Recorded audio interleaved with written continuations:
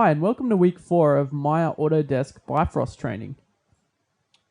This week we're going to be looking at Bifrost emitters and how they operate on scenes to emit Bifrost particles so that you can fill up objects and create logos and particle animations. Emitters are a lot more difficult than they first appear, and we're going to give you all the tips to get started and get it working properly.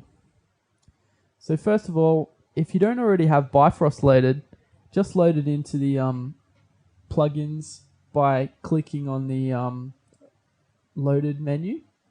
And once that's done, you can go into Bifrost, and we're going to go into load Bifrost example. Once that's loaded, we're going to click on the waterfall Maya ASCII file and open that, and then we're going to have a look at it. Now, the waterfall is a really good scene to use to demonstrate emitters, because what it basically does is it allows you to see the emitters in action in a scenario where they'd be most likely used, which is in a kind of water pouring with collision geometry type scenario. So let's check it out. So if we go to the main camera in the scene, we can see we've got some collision geometry and we've got a bunch of emitters on frame 1 that you can see up the top here that are going to emit down the surface of that collision geometry and pour into a sort of basin at the bottom.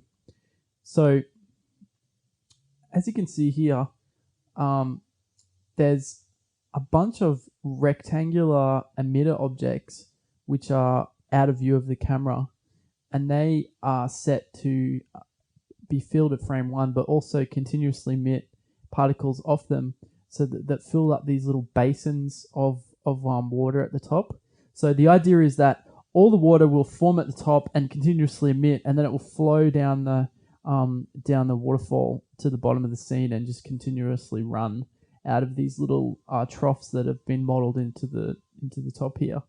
So one of the most important things with these water emitter scenes is you have to set up the collision geometry to get the kind of flowing effect that you want. If your polygons are too high, you'll actually have such a slow simulation as each particle is colliding with each triangle point that it'll slow down the simulation too much. And if it's too low poly, you won't have an accurate forming of the water over the high-res rocks that you have underneath. The other thing is, it's a good idea to have kill planes or some kind of bucket or box at the bottom that you can catch the water in, so that you're not just like pouring water off the end of the earth so that it falls for infinity, because that'll just add a lot of extra simulation time to your work. So you can see here the green boxes are the particle emitters.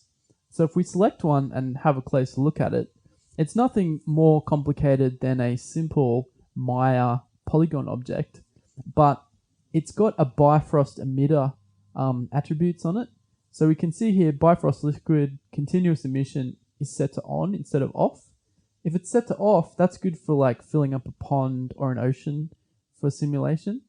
The Bifrost liquid thickness is set to 0. Bifrost liquid mode solid, so it doesn't have a thin shell around it. The liquid density is set to 1000, and all the other settings are set to 0. But you can adjust these depending on what simulation you're running to get different stickiness and expansion. What we're going to do now is go over to the right hand side and edit some of these particle emitters.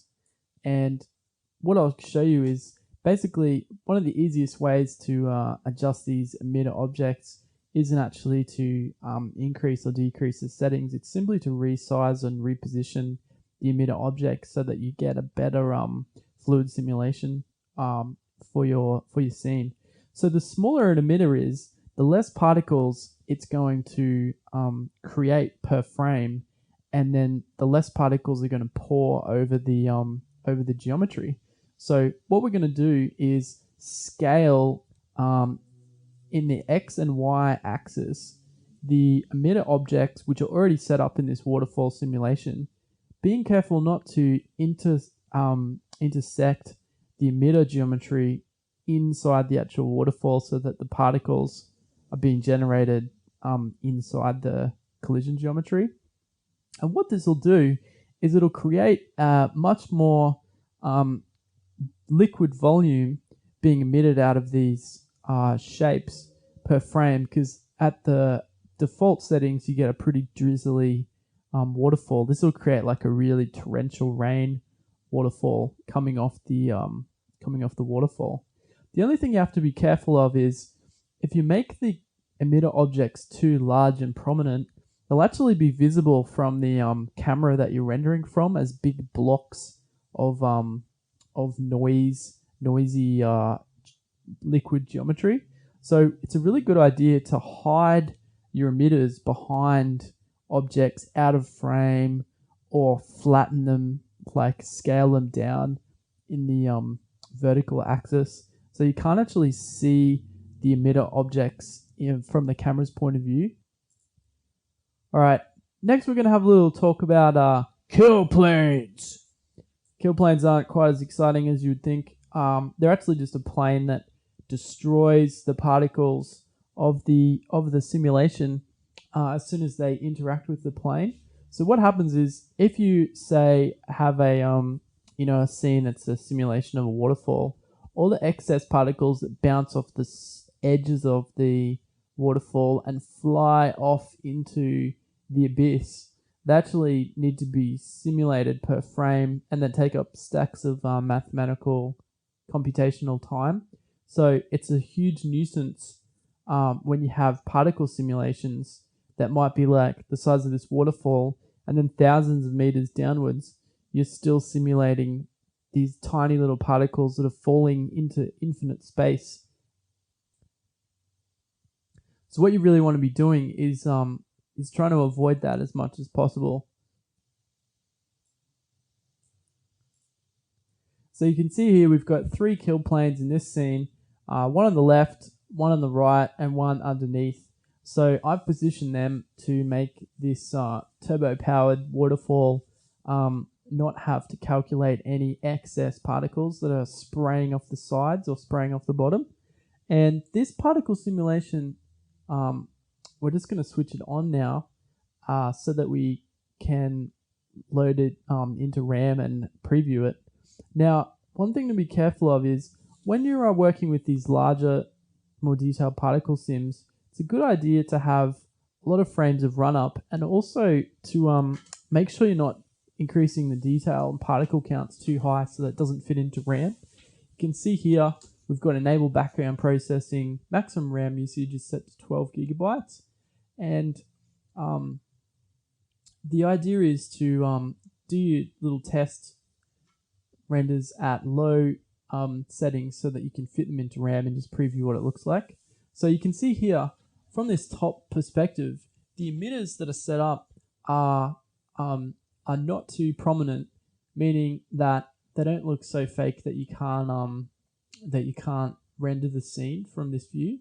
So the water has actually filled up those pools and it's covering over the emitters and pouring out over the sides of the scene, which is working really nicely. And depending on the scale of your emitters, you'll get more or less water and more or less flow coming down those rocks as you're working with it. So depending on the scale that you've chosen to do it, you'll get different results. You won't get exactly the same look as we've got in this simulation, but it's really up to you. Like, play around with it and get don't be too precious about all the scales, because you want to experiment and see how it works. All right, the next thing we're going to do is just delete these emitters and kill planes, and I'll show you how to create new ones. So if you select these geometry that is emitting at the moment and just hit delete, then we're going to select these kill planes and we're going to delete them as well. So now we're just left with the geometry, and we can set up new fluid emitters. So in order to do that, we're just going to create a polygon cube, and just make sure you zoom out so you can see where you're creating it. And then we're going to position that back at the top of the waterfall, scale it down, translate it across. Then once we've got it into position, the way that you create the emitter is to select the emitter object and the Bifrost liquid shape, and then you press Add Emitter.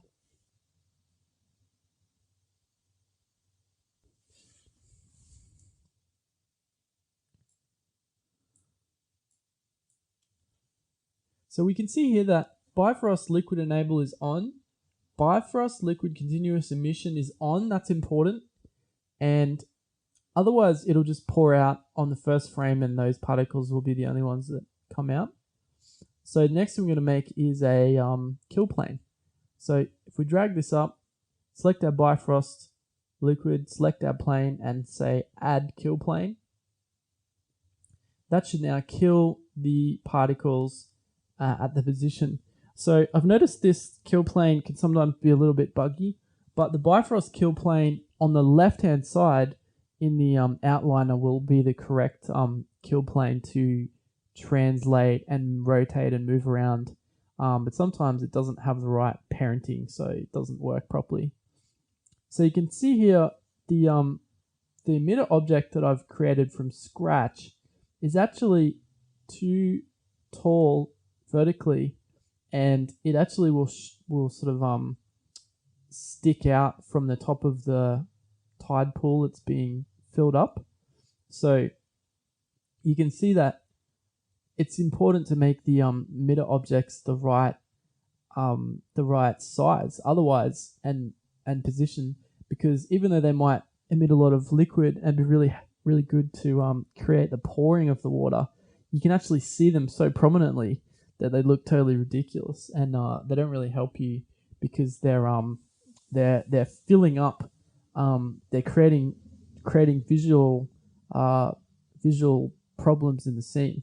So be aware that you need to make your emitters to not only emit the right volume of liquid, but actually to also be in the right position and the right depth, so that they'll be able to fill up pools and fill up wine bottles and fill up Pepsi cans in a way that they're invisible to the geometry and the final render. So what we're going to do now is we're going to flush the scratch cache and just reset this simulation, and we're going to disable the Bifrost sim, because what you find is if you try and rotate and edit the emitters while it's on frame 1 while the simulation is active, the emitter will actually freeze and continuously try and update itself, because it's trying to recalculate its position on every time you make an update to the emitter.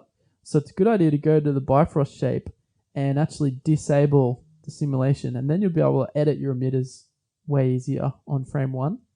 So what we're going to do is I'm going to rotate this emitter, scale it down flat in the horizontal axis, scale it down much smaller, and then reposition it so that it'll be underwater in this tide pool at the back here.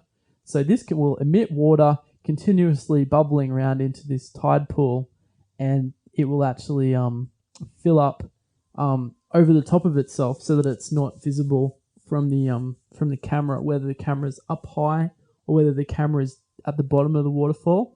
So it won't create such a large amount of particles per frame as the large box, but it won't be visible either in the simulation scene. So instead of making one mega emitter, we're just going to make a couple of smaller ones and position them in low-lying areas. So even though the emitters they're a little bit sort of they seem so easy and so basic, but they're a lot trickier than they first appear, because you really need to know what is going to happen with the certain emitter positioning and emitter settings that you put on there. And it's also important to kind of camouflage them into the scene, so that you're going to create the right fluid emission, but it's also going to kind of not be visible. I had a problem on a job I was working at Postmodern, where we were doing an ad for Lipton iced tea, and the emitter we used for the Lipton to fill up the Lipton bottle was a circle, and it basically emitted from the bottom of the Lipton container, collided with the Lipton collision object, flowed around it, and filled up the container, and then it created a geometry around the top. But it was very difficult to remove the tube of water that was splashing against the inside of the Lipton bottle, so that it looked really nice. So there was a lot of work we had to do to try and get that emitter object invisible in a scene where you could see the whole scene. So it's one of those things you just really have to make sure that from the camera's point of view, you can't see the emitter geometry or the emitter objects. So you can see here, even though we've just got 3 emitters in there, you can easily see that they're totally invisible from the point of view of the camera. And if we simulate that a bit, you can see that there's no huge cube emitting water over the waterfall, and you can just see some random liquidy looking surface at the top there, which is totally fine for the kind of situation we're using it. So once that's fully filled up, that water will naturally pour over the edge of that geometry and fill up flow down the rest of the waterfall quite well and easily. All right, now we're going to have a look at something a little bit different. We're going to load in the milk pouring Bifrost example, and I'll show you how that works. So if you go into load Bifrost example and you load in the milk pour, that's going to be the one we're going to use. Now this scene is very heavy to load, and you can see by the time you load it in that it's a very kind of unresponsive scene. First thing we're going to do is fix that so that we can get it all up and running really fast, and turn off some of the settings that are enabled by default, so that we can work in this scene interactively without having to wait 2 minutes a frame for it to update itself. So the scene's very simple. There's a glass, there's emitter geometry, and there's a mesh. So the first thing we want to do is turn the mesh off and re-enable the particles on this Bifrost scene, because we don't want to be having the mesh recreating itself on every frame as we scrub through the timeline. So just so you know, liquid simulations aren't scrubbing kind of workflow in Maya. What you basically do is you put in all the settings that you know work, and then you hit simulate, and then you wait for it to complete, and then you evaluate if the settings you put in are correct. So if you see here on this emitter, it's got Bifrost liquid enable on, Bifrost liquid continuous on, continuous emission on, and Bifrost accelerator direction magnitude. So we're not going to add an accelerator option to this, but we can see that this cylinder is actually not only an emitter, but it's also an accelerator. And what an accelerator does is it can fire the water in a certain axes and sort of like propel it through 3D space. And that's what this cylinder is doing, to sort of shoot the water, like pouring it out of a milk container, into this collision glass geometry. So we can see here we've got fairly light scene. There isn't a lot of stuff in there. The milk emitter, the glass mesh, the Bifrost liquid, the Bifrost mesh, a Bifrost kill plane, and an animated camera and a spotlight. The shader on it is also a subsurface white shader, and the voxel size is set to a very high resolution voxel size, and the substeps of the simulation are also set high. And if you look at this scene compared to other scenes, you'll notice that it's quite large. The scene scale really has no real world effect on these sort of Bifrost simulations.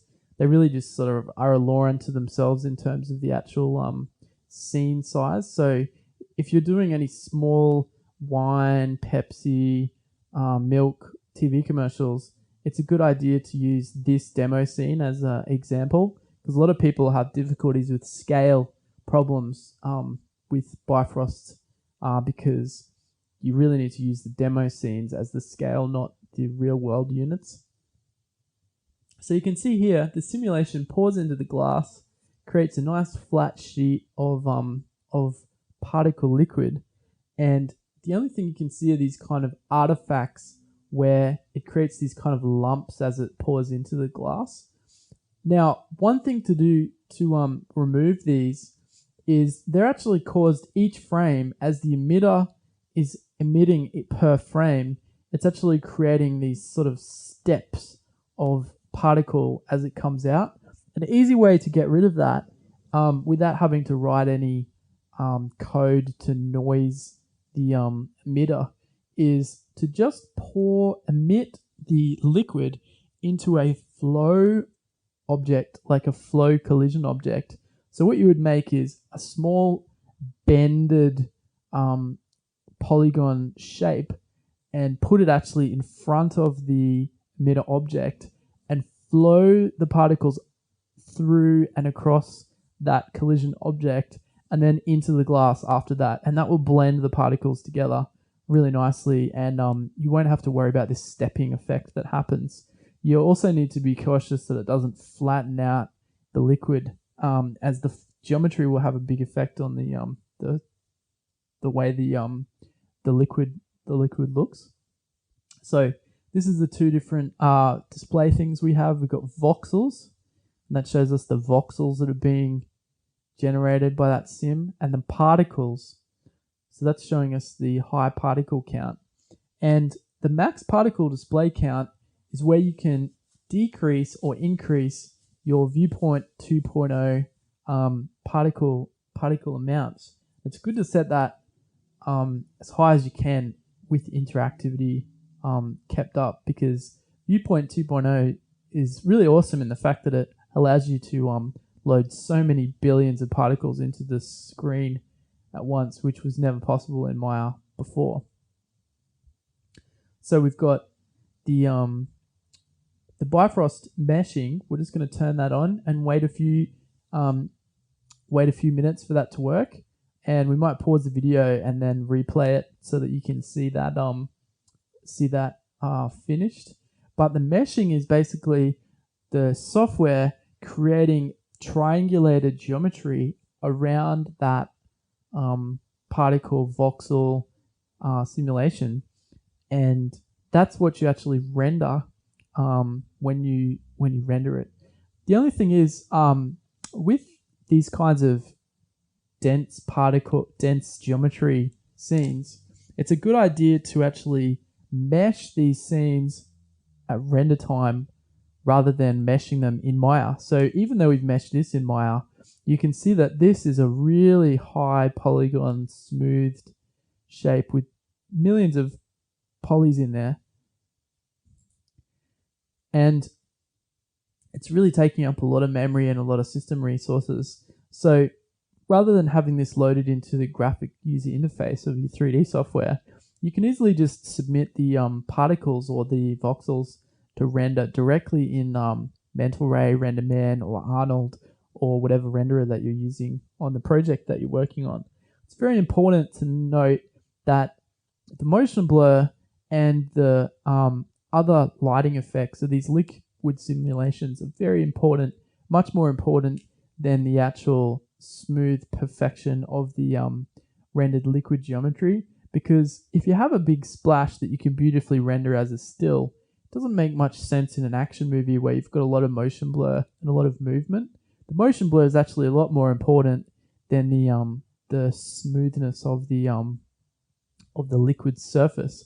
So you need to really get those rendering pipelines working so that the particles themselves and the voxels can be rendered as geometry using the render engine, and really skip this viewport meshing step altogether. So we can see here we've got a lovely transparent milk pouring into a glass render. There's a lot of detail in there. It's a cohesive thin surface of liquid that's been put in there, and it's all stuck together, like the particles have got stickiness and they are pressuring on each other, so the particles aren't just sort of disappearing into each other's sort of personal space.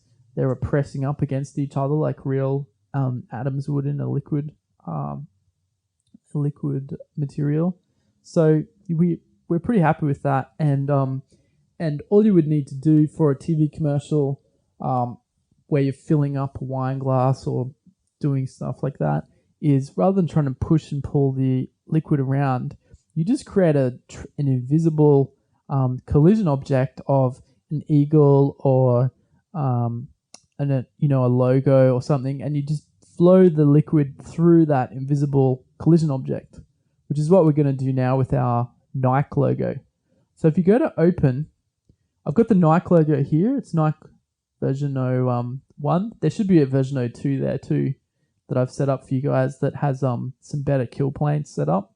So what I've done here is I've just I've plagiarized the milk pour, and I've put it on a modeled some crude Nike swoosh geometry.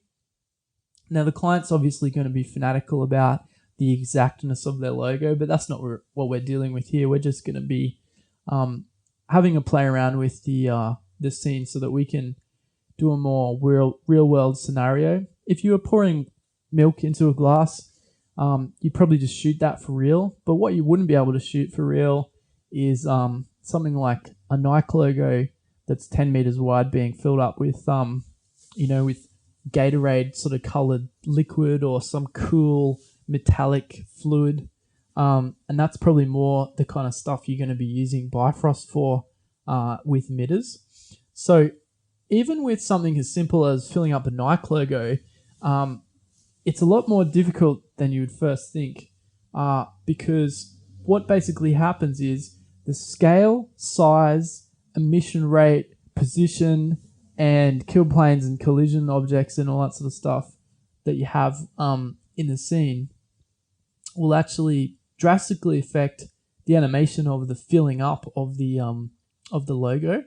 So what we're going to do here is I've just positioned the camera to look at my scene, and I'm just going to sim this and pause video, and I'll show you what it looks like when it's finished, just with a default milk pour setup into my collision Nike logo. So what I've done is I've cut the top of this logo out, and it's actually allowing the water to flow inside the logo and then flow to fill up the Nike logo. So what I've done is, this is a sort of trial and error that you need to go through to create the correct emitter objects, collision objects, and other objects. So we can see here the emitter is too big, and it's pouring out the sides on the left and right of the logo. So what I've actually need to do is create some kill planes that I can position where the edges of this Nike logo are to delete any of the particles that I don't want that's spilling off to the sides. This is a pretty typical workflow for this type of thing. You're never always going to get the particles going just where you want them, and kill planes are often used to delete and fix up these kind of areas that you just don't want those particles to be overflowing over the edges there. The other way you could do this is if you had the emitter really small and the Nike logo enclosed, and then it wouldn't have the chance to flow over the sides. But then you'd have to have the emitter so small and so thin that it would fit in the very point of the Nike swoosh. So at the moment, we're just having a bit of a experiment, see how this all works, see what it looks like. And you want a big emitter so that when you're starting out, so that you can really get that liquid affecting the collision fill shapes and get it all happening so that you can see what's going on. So with the Maya kill planes, with the Bifrost kill planes, you want to be positioning them right to chop off the liquid as soon as it interacts with it, so that you can get rid of it. And once you've done that, just go select the Bifrost liquid, the planes, and say add kill plane. So this should usually work, and once you've done that, the kill planes should be in the right position. If they're not, the Bifrost kill planes will be listed on the left-hand side of the outliner. And keep in mind that this is software that's just being released as its first version, and there'll be a few little tricky developer knickknacks that you might need to work around. If the kill planes aren't in the right position, just reposition them manually. They'll be the transparent squares that are on the bottom of the scene, and this is just a Mel script thing where it hasn't parented them to the right part of the scene. But in your scene, they should already be set up so you can easily reposition them. But feel free to put in as many kill planes as you want. So now we're going to enable this fluid emitter, and we're going to simulate a few frames and see if we can pour this into the Nike logo. So what we're going to get is the Nike logo filling up with particles and making the logo naturally and in an interesting way for a sting. So we can see here, the Nike logo fills up, but the hole I've cut at the top of the Nike logo sprays, the liquid fills up the Nike logo and then sprays out the back of the logo. So there's enough volume of liquid, but it's too messy, and plus it's sort of flowing out the left-hand side here, and it looks really nasty as it's nasty and messy as it's overflowing from the collision shape that I've created. So to clean that up, rather than putting in billions of kill planes, I'm going to try another experimental method for how to fill up this logo and hopefully get a cool effect, but without the mess. So my next concept is, rather than making this big blob at the end that's like a flattened cork and then emitting the water out of that into the logo and then filling it up, what I'm going to do is I'm going to make two really thin emitters, and I'm going to put them, one, we're just going to disable this liquid. I'm going to put one at the top of the Nike swoosh and one inside the Nike swoosh. So the one at the top will flow down the outside of the Nike geometry, and the one at the bottom will flow inside the Nike geometry, and they'll both meet up at the tip of the swoosh, and hopefully that'll create a pretty cool looking animation. So we're just going to clear out the scratch cache so our RAM's freed up, and because I've deleted the faces on here, I'm going to do some dodgy modeling and just select that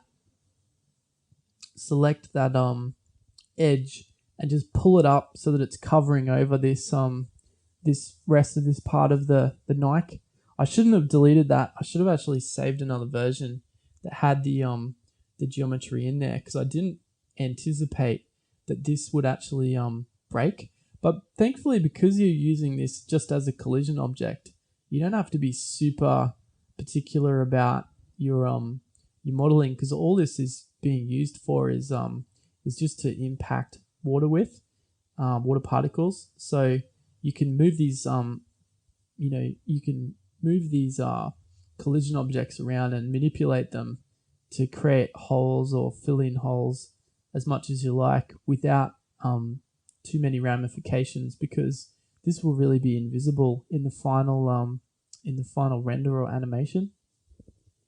So now that I've got that set up, my emitter, I'm going to scale down the outside emitter and make it really thin, and then I'm going to scale up down the other secondary emitter.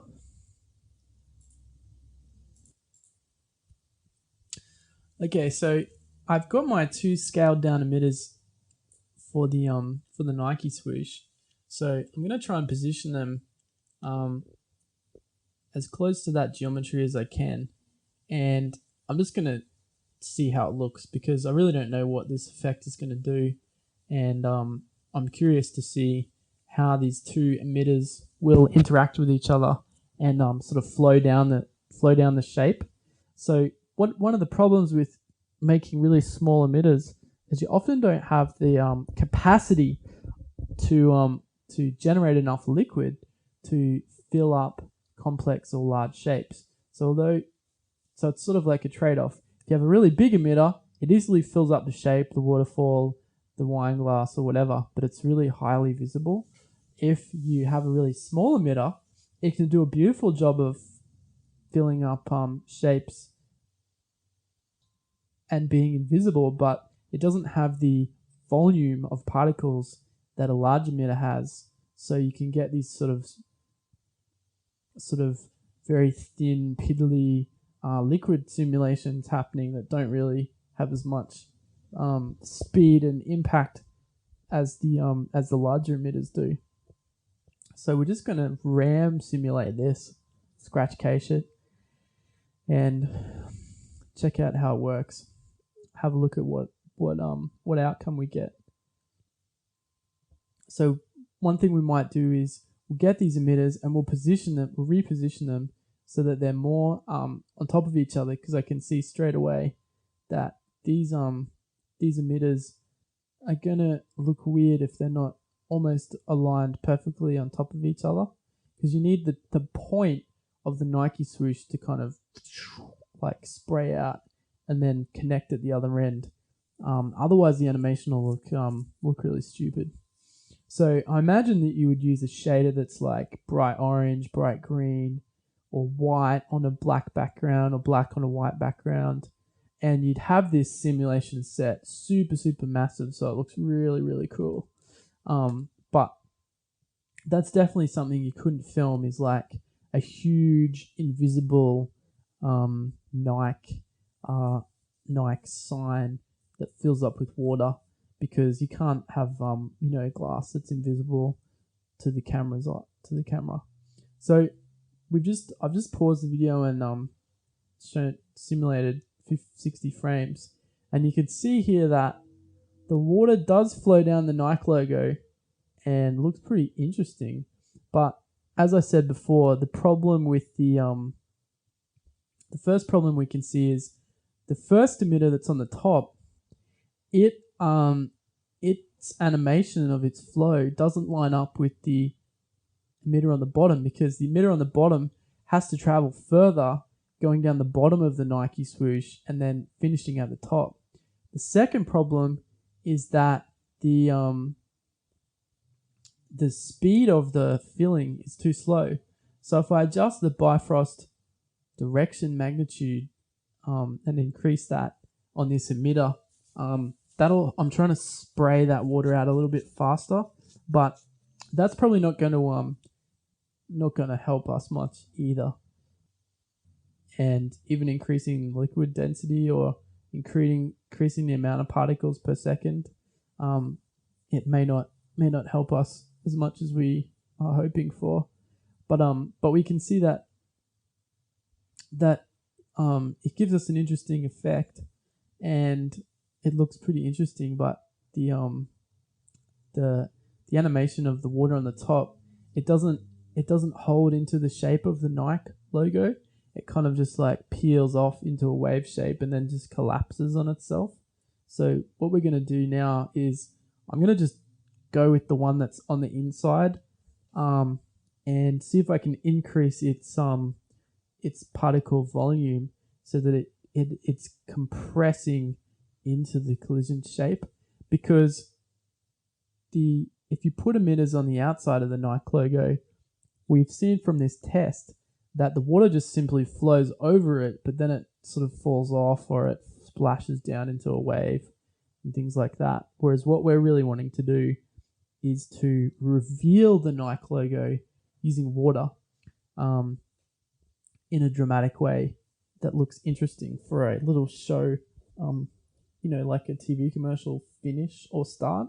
So what we can see here is if you just use one emitter, that creates a really nice, interesting shape, but we need a little bit more powerful water emission happening. So what we're going to do is, you can see here that there's a little stringy, pretty weak looking particle emission happening from this thin blade of water that's being emitted into this Nike logo. So what we're going to do is, I'm actually going to get the emitter and reposition it a little bit further forwards and scale it up so it has a much beefier beefier density and beefier emission. And one of the reasons why I want to do it this way is just to show you how the effect of moving and translating these emitters has a large effect on the fluid simulations. So as you rotate them or scale them or do different things, it'll actually affect the final look of the sim quite dramatically. So I've just repositioned and rescaled this emitter, and even though it's not right in the very sharpest end of the swoosh, I'm pretty confident that this will fill up this logo without too many problems, and then we'll be able to see what it looks like. So with that scaled up emitter, we can see that it fills up the Nike logo nicely, and that's totally sufficient for a first pass sim to show your VFX supervisor. Next week, we're going to be having a look at Bifrost accelerators and Bifrost colliders, and hopefully we're going to have a really awesome, fun time getting these two very exciting geometry manipulators working in our James Bond chase sequence. So if you have any questions, head over to the forums and shoot me a message, and otherwise I'll see you guys then.